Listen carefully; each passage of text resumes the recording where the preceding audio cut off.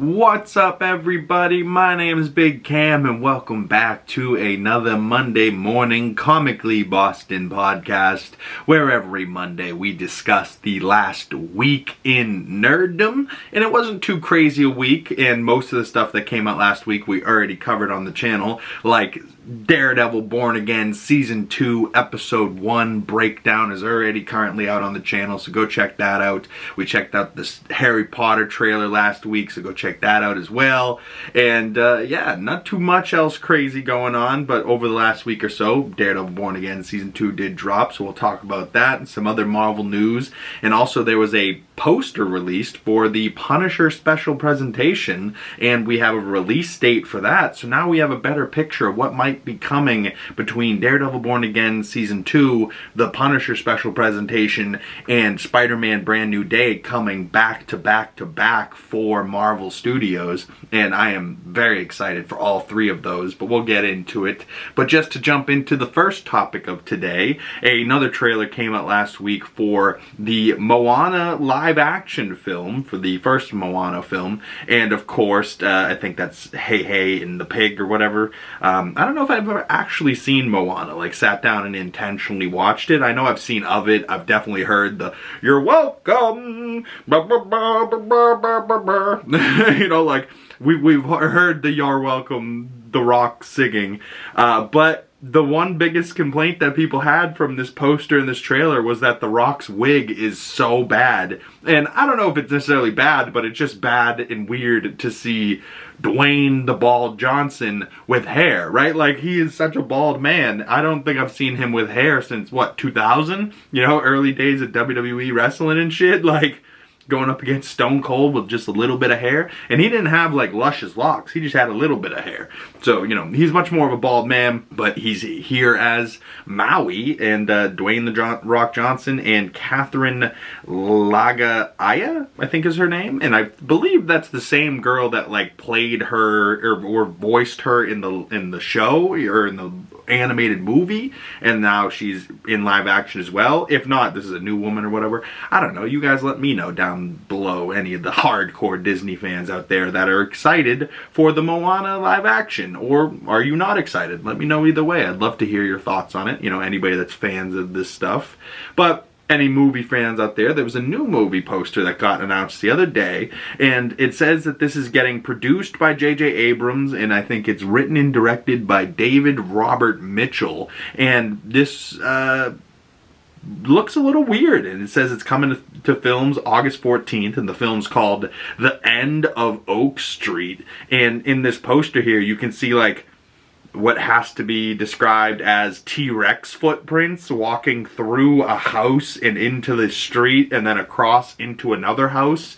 And this film will star Anne Hathaway and Ewan McGregor. So like their street, I think like the premise for this is their street got sent back to the time of the dinosaurs type of bullshit, and they have to survive as a modern suburban street in prehistoric times. So I don't know. I mean, if this is going to be scary, maybe it will be kind of cool or something like that, but maybe it will be a kid's film. I'm really not sure, but from the one little brief trailer I saw last week, it looked like it was going to be maybe kind of scary. And Anne Hathaway, Ewan McGregor I like together, so maybe I'll have to check that out in August. But another project coming up real soon is EUPHORIA Season 3, coming out April 12th on HBO Max. So that's coming out right around the corner. Only about 2 weeks left for that. A little less than 2 weeks.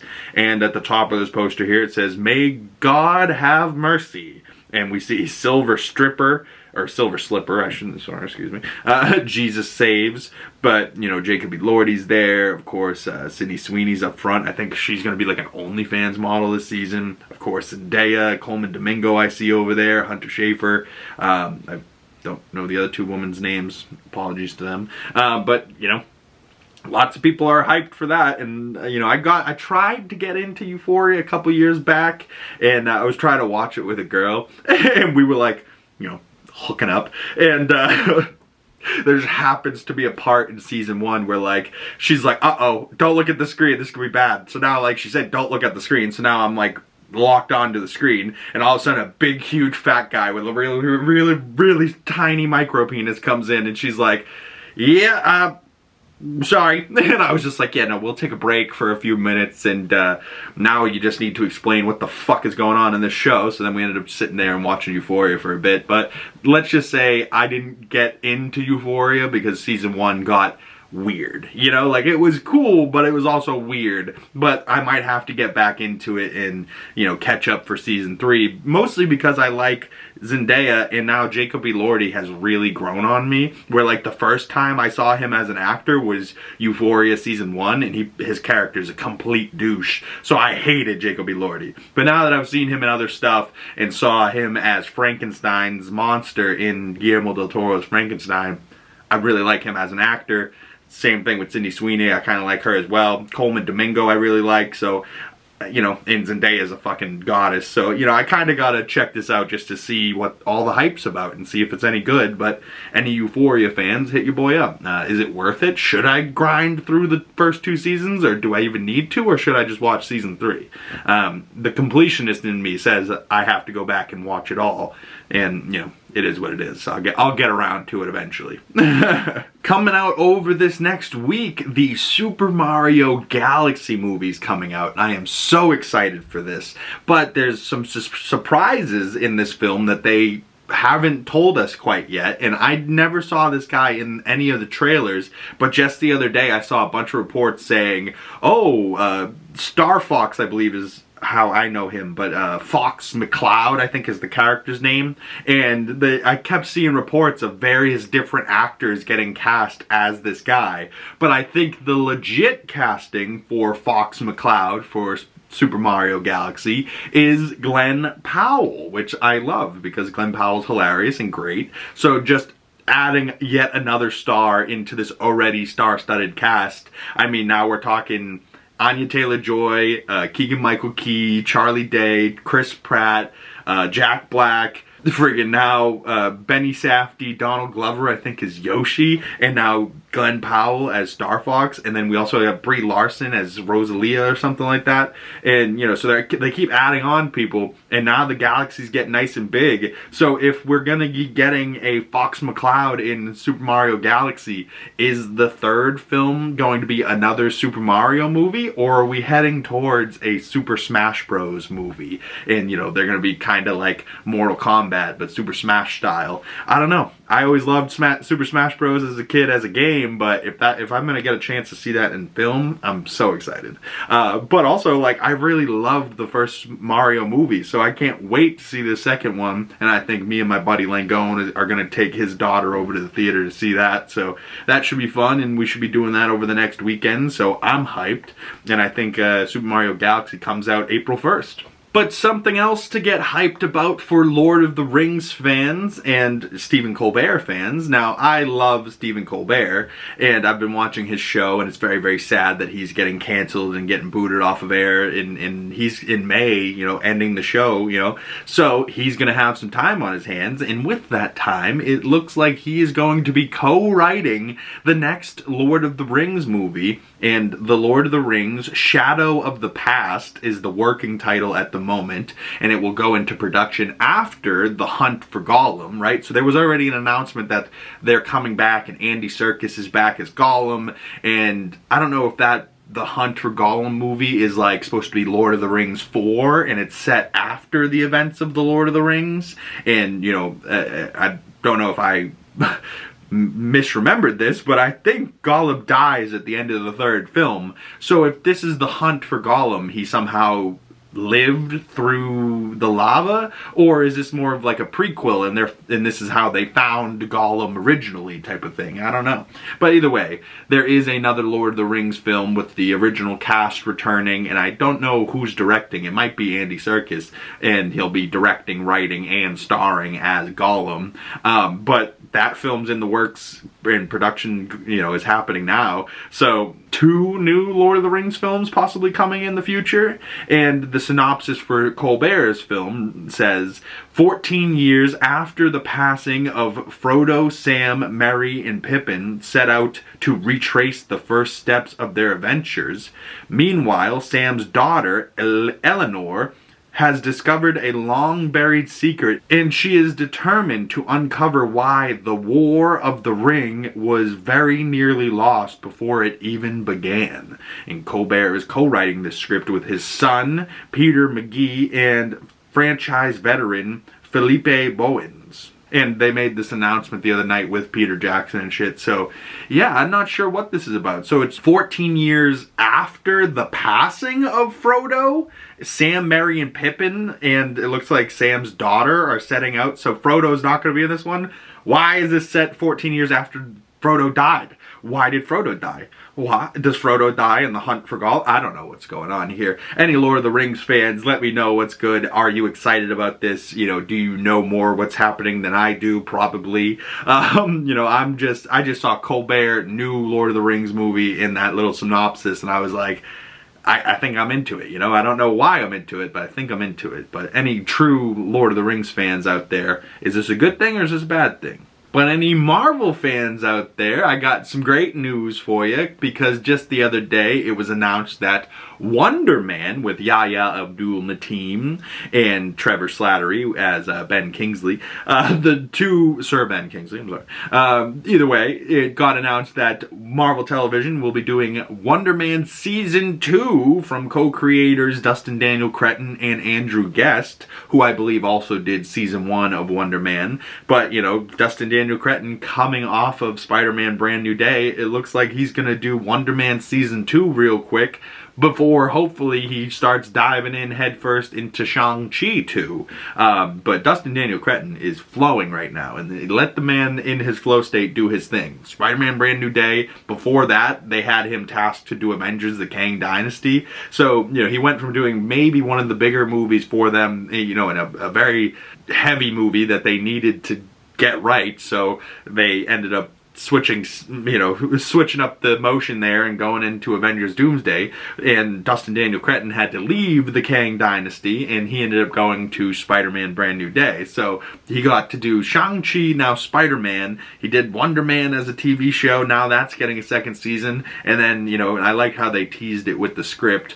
But, you know, it's just great that out of the Marvel Television Disney Plus shows, only 3 shows have received multiple seasons. And that is Loki, Daredevil Born Again, which Season 2 is airing right now, and Wonder Man will be getting a second season. And that is for the live action shows, because I believe What If got 3 seasons, X-Men 97 is getting multiple seasons, and I believe Your Friendly Neighborhood Spider-Man is also getting multiple seasons. But for the live action shows, that trio of multiple season shows so far, honestly, I really liked all 3 of them. Like, Loki is still probably my favorite show amongst the Marvel Disney Plus stuff. And then it's WandaVision. And then it's Daredevil Born Again. And then probably it's like a big tie, right? Because I really loved Agatha All Along, I really loved Moon Knight, I really loved Wonder Man, and I really loved Ironheart. There's a bunch of other ones, but it goes to show how successful these shows must have been, that these ones got multiple seasons and the other ones did not, you know? Like, anybody that was hoping for an Agatha All Along Season 2, you know, if they're already announcing a Wonder Man Season 2 just a few months after that dropped on Disney Plus, it must have done really well, and it's getting that Season 2 that it deserves immediately. And, you know, maybe Agatha All Along or WandaVision doesn't count, because technically those shows are supposed to be a trilogy of shows, with WandaVision, Agatha All Along, and Vision Quest, which should be coming out later this year, hopefully. But yeah, very cool that Wonder Man's getting a second season, and I am so hyped that Daredevil Born Again Season 2 is currently out now. And the poster they released for Daredevil Born Again looks absolutely sick, with Daredevil up top there with some of the red poking through, the black suit, the red DD on his chest, Wilson Fisk in his white mayoral suit as well. Oh god, he looks so good. But they also released all of the dates for the shows and when they're going to be releasing. And all of these episodes release at 6 p.m. Pacific time, so 9 p.m. over here on the East Coast for me, which sucks. But this week, March 31st, tomorrow, episode 2 and 3 will be dropping on Disney+, and episode 2 will be titled Shoot the Moon, and episode 3 will be titled The Scales in the Sword. And both of these episodes will be broken down in one bundle episode on Wednesday, so stay tuned for that, y'all. And then next, 1, 2, 3, 4, 5 weeks of Daredevil, right? So we have, including this week, we have 6 more weeks of Daredevil Born Again for its 8-episode second season. In these episodes, Daredevil will be airing every week, with episode 4, 5, 6, and 7, and 8 coming the next 5 weeks after this, each airing individually. But then something interesting happens, because, you know, is this Daredevil finale really on May 5th with episode 8, The Southern Cross? Or is the Daredevil Born Again finale really in the Punisher special presentation, and we get some Daredevil and Punisher action in that special presentation? That is what my mind is currently thinking, you know, like, or maybe it's something along the lines of, like, you know, this whole time where, like, Frank Castle's not gonna be in Daredevil Born Again season 2. Why? And maybe it's like, okay, he's not in the show, and, like, they're telling everybody he's not in the show, but then Punisher shows up in the finale of Born Again season 2, and they're already starting to film Born Again season 3, so season 3 should be coming out this time next year as well. But either way, if they get to the finale in Frank's, you know, he's in the Daredevil Born Again finale, maybe that's how Daredevil sends him off to be in his, you know, Punisher special presentation. Or maybe something happens at the end of season 2, and there's a reason why Daredevil isn't in the Punisher special presentation or Spider-Man Brand New Day. You know, maybe Charlie or maybe Daredevil and Kingpin end up in jail at the end of this season, or they end up somewhere and they're not available to be in Spider-Man Brand New Day or the Punisher special presentation, but Frank Castle was. And season 2 of Daredevil Born Again already debuted with a 96% critic score on Rotten Tomatoes, and it's already certified fresh from critics, and that's just after episode 1. So I am already so hyped for the rest of this show and this season. But the Punisher special presentation just got announced the other day with the poster and the actual, like, logo with the Punisher, and it's kind of got dirt and cuts and all types of scarring and stuff over the Punisher logo. But the title of it is The Punisher: One Last Kill, as this one-shot special presentation. And the poster looks absolutely ridiculous, with Frank's scarred up and bloody face, and he is sporting a big, long, thick beard, and, you know, the camera couldn't be closer to his face. But this special presentation will be coming May 12th, the week right after that Daredevil Born Again finale, and the current synopsis for this reads, for the Marvel special presentation, The Punisher: One Last Kill, as Frank Castle searches for meaning beyond revenge, an unexpected force pulls him into the fight. So is Frank going to be getting some type of powers in this series? And he's going to be like, or maybe is what's her name? Is Sadie Sink's character from Spider-Man Brand New Day. Is that the unexpected force that brings him into the fold here in his own special presentation? And then that is the reason why he ends up in Spider-Man Brand New Day? We're really not sure what's going to happen here, but we do know, like, Daredevil Born Again, the Punisher special presentation, and Spider-Man Brand New Day are kind of coming back to back to back, with, you know, the Daredevil show ending right on in May, the Punisher special presentation happening in May, and then what? We got May, June, July, so we really only have the month of June in, like, the second half of May that Marvel has time between Spider-Man Brand New Day. So I'm thinking maybe, just maybe, X-Men 97 Season 2 or Your Friendly Neighborhood Spider-Man Season 2 gets dropped right in between that, in that June timeline, but that hasn't been announced yet. So at the current moment, back to back to back, Marvel Studios is going Daredevil Born Again Season 2, The Punisher special presentation, One Last Kill, and then Spider-Man Brand New Day.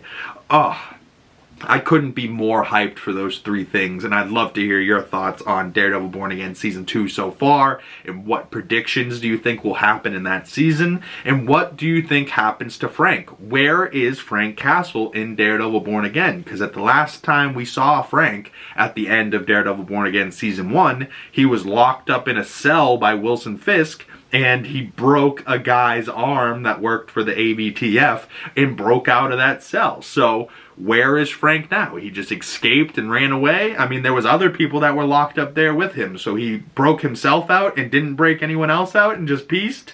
I don't know. What is Frank up to? You know, I'd love to hear your thoughts, or, you know, where do you think he's been, and why do you think he's getting his own special presentation, and why is he going to be in Spider-Man Brand New Day when he's not supposed to be in Daredevil, and Daredevil is not supposed to be in his special presentation or in Spider-Man? So why is this the case? I would love to hear your theories or thoughts down in the comment section below, or you can send them to me on my other social medias. Links for those down in the description below. And just the last thing that I want to point out, there was this like fan-made poster for Spider-Man Brand New Day as well, and just the people that are on this poster: Sadie Sink playing possibly Jean Grey or some type of character, the Punisher, Hulk.